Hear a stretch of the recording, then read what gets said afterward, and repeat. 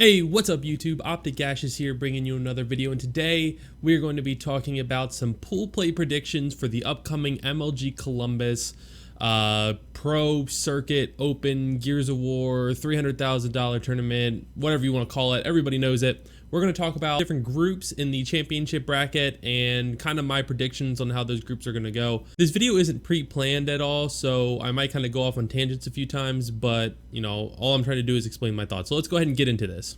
So first up is my team's own pool. This is Pool A, and inside it you have OpTic Gaming, you have Epsilon Esports, and you have Enigma 6. Now, it's kind of interesting that they ended up getting the #1 seed out of North America and the #1 seed out of Europe into the same pool, but nonetheless, it should make for an exciting match.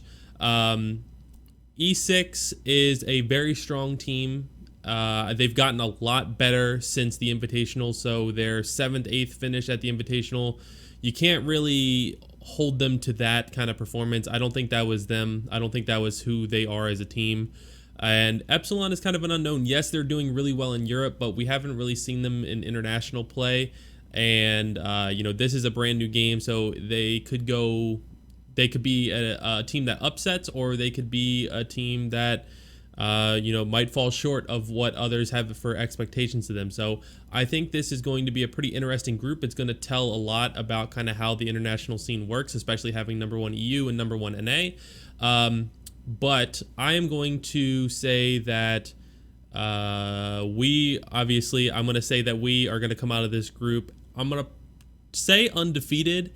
But I don't know who the open bracket team is going to be, but I believe the #4 open bracket team, or the 4th place open bracket team, moves into our group. So, you know, I don't know who that's going to be. I know in open bracket you've got teams like Orbit and MBN and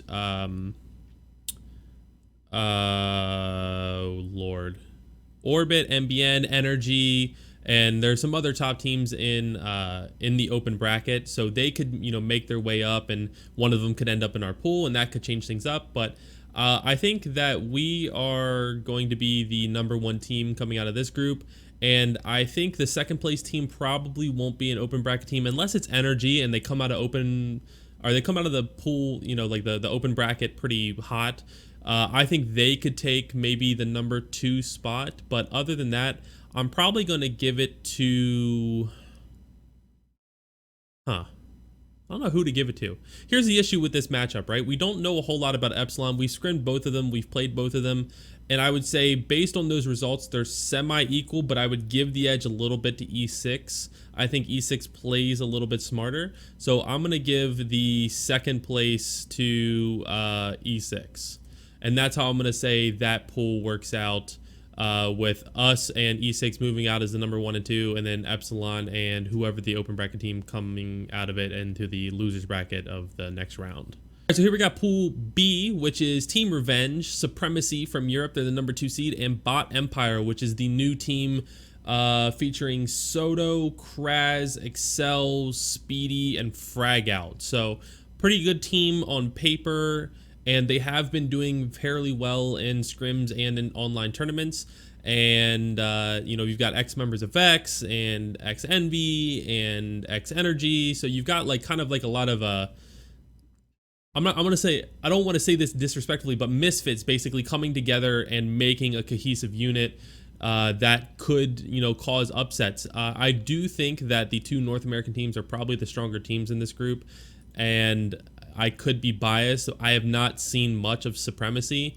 I have not ever witnessed us play against Supremacy, so it's really hard for me to judge them. But based on what I do know about these 2 teams, Revenge and Bot, it will be a pretty interesting showing. Now, Revenge plays extremely well on LAN, so I'm going to have to give them... Oh, my lord. I'm going to have to give them the #1 spot coming out of the event, or out of the pool, rather. I think that they're a strong team, and they're much stronger on LAN than they are online. And I think Bot Empire will be the #2 team. Again, it depends on who comes from Open, but I can't really say who's going to do that.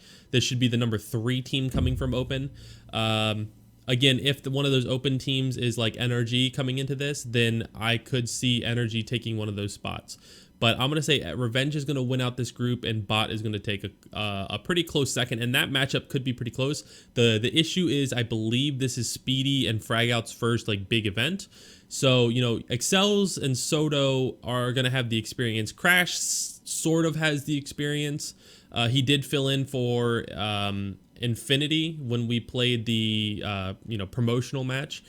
But, I mean, you know, it could be a beginner's effect, I guess, since this is going to be a much larger venue, a much larger stage, a much larger audience. So that matchup could go either way, but because of the, I'm going to say, seasoned veterans of Revenge, even though they're not really veterans or that seasoned, but compared to Bot, I'm going to say that Revenge kind of has the experience wealth over top of Bot. I hope I said that. Revenge over Bot, yeah. Moving into Pool C, we have Envy, Vex, and Mindfreak. Now, Mindfreak is the #1 seed coming out of Australia.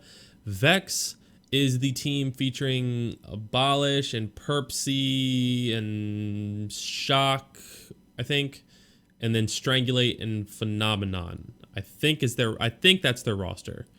So the Vex team is pretty solid on paper, though since the roster changes, they haven't been doing as well online when they had Speedy and Fragout. And I think Speedy and Fragout really played those hardcore slaying roles for them.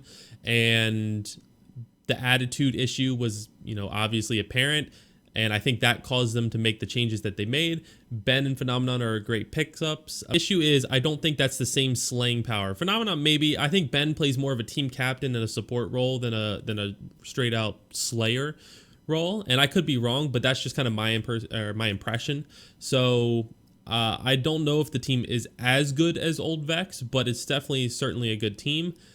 Again, I can't count for the open bracket team, and sadly, due to the lack of competition in Mindfreak's region and their performance at the invitational event, it's really hard for me to say that Mindfreak is going to do anything spectacular in this group, especially with heavy hitters like Envy and the Vex team, which you've also got to count in the newness of the Vex team's 3 players. I believe this is their first LAN. I could be wrong.